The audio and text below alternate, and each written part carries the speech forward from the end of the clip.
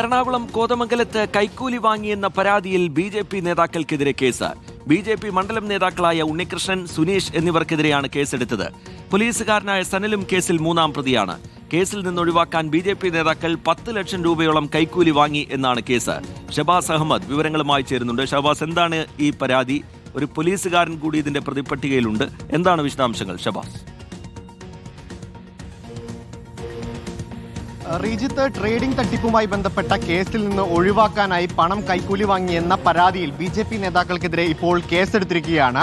Kothamangalam BJP. General secretary ആയിട്ടുള്ള ഉണ്ണികൃഷ്ണൻ, ഒപ്പം മുൻ സെക്രട്ടറി സുനീഷ് എന്നിവർക്കെതിരെയാണ് കേസെടുത്തിട്ടുള്ളത്. ഒപ്പം ഈ സനൽ എന്ന പോലീസുകാരനെതിരെയും കേസെടുത്തിട്ടുണ്ട്.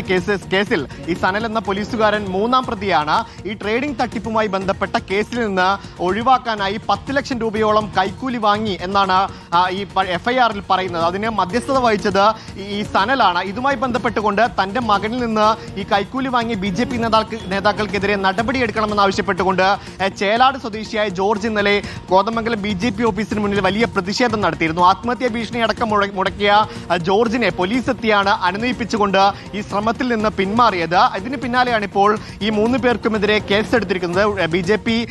ഇപ്പോഴത്തെ ജനറൽ സെക്രട്ടറി ആയിട്ടുള്ള ഉണ്ണികൃഷ്ണൻ, ഒപ്പം മുൻ സെക്രട്ടറി സുനീഷ്, പോലീസുകാരനായ സനൽ എന്നിവർക്കെതിരെയാണ് കേസെടുത്തിരിക്കുന്നത്. ഈ കേസെടുത്തതിന് പിന്നാലെ ഈ ബി.ജെ.പി. ഇതുമായി ബന്ധപ്പെട്ട നേതാക്കളെ തള്ളിപ്പറഞ്ഞിട്ടുണ്ട്. സുനീഷ് എന്ന നേതാവിനെ നേരത്തെ തന്നെ ചുമതലകളിൽ നിന്ന് നീക്കി എന്നാണ് ബി.ജെ.പിയുടെ വിശദീകരണം. ഒപ്പം ഈ ഇപ്പോഴത്തെ ജനറൽ സെക്രട്ടറി ആയിട്ടുള്ള ഉണ്ണികൃഷ്ണൻ തെറ്റൊന്നും ചെയ്തിട്ടില്ല, ഈ കേസിൽ ഉൾപ്പെട്ടിട്ടില്ല എന്നതാണ് ബി.ജെ.പി. നേതാക്കളുടെ വിശദീകരണം. ഒപ്പം ഈ കേസിനെ പറ്റി വിശദമായി അന്വേഷിക്കണം, ഈ കേസിലെ പണമിടപാടുകൾ സംബന്ധിച്ചും മറ്റു കാര്യങ്ങളെക്കുറിച്ചും വിശദമായ അന്വേഷണം വേണമെന്നുമാണ് ബി.ജെ.പിയുടെ നിലപാട്. എന്തായാലും 3 പേർക്കെതിരെയാണ് ഇപ്പോൾ കൈക്കൂലി വാങ്ങിയെന്ന കേസിൽ നടപടി ഉണ്ടായിരിക്കുന്നത്.